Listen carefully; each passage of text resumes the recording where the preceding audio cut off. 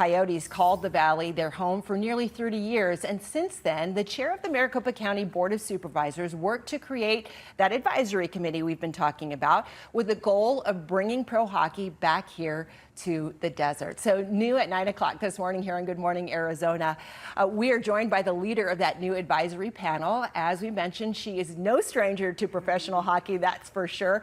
We are talking about Andrea Doan. Andrea, good morning to you. It's so great to see you here in Good Morning Arizona. Good morning, Gina. Thank you. You know, Andrea, if there was ever hockey royalty here in Arizona, it's going to be your family. You, Shane, your family, your son now is in the NHL. Help us understand from your perspective what hockey means to your family and why it's so important to you to bring the NHL back to Phoenix. Yeah, I mean, hockey's obviously been a huge part of our life, and we came here. I've been here since '97, supporting the team when it first arrived from Winnipeg. Shane was basically a teenager back then, and so we have had all 4 of our children have been born here. This is the only organization he ever played for.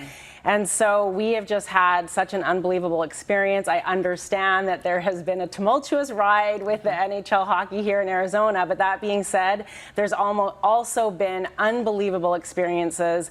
We have loved our time here. We've loved to get to know the community, be involved in the community, and all of that is directly because of the NHL hockey team being here. You know, it's so amazing because with your family, Shane was here for the inaugural season. Yes. Yeah, was with the Coyotes for 21 years of the organization. Your son was with the Coyotes for the last season. Yeah.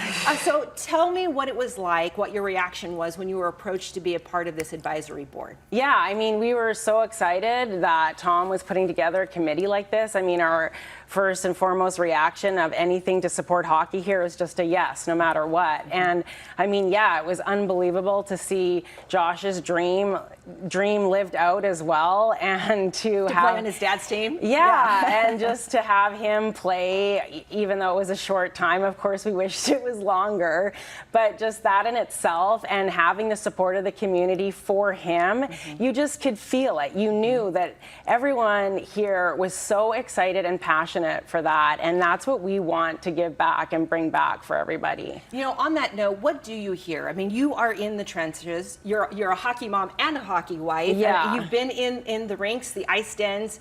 Your son also played for ASU hockey. What are you hearing from people about how much they want pro hockey back in the Valley, number one? And number two, what are the first steps for this committee? Well, yeah, I mean, all I've heard is positive. I've had so many texts from all of our friends over the years that have been involved in hockey being like, what can I do? What can I do? I mean, everyone from Todd Walsh to Mark Ciaccio, just, you know, Mike DeAngelis, who has been at the ice den since Josh was playing there since he was 4 years old. In fact, Mike D, it's hilarious. He's from my hometown of Kamloops. And so hockey is just a small, it is, it's like a tight-knit community, and everyone wants to do whatever they can to help and help us in whatever way that is. Okay, so I know that you and I were talking before this segment. You were talking about first securing an owner, a location, and then moving forward from there. And so where are you with that process? I know you guys are just jumping in.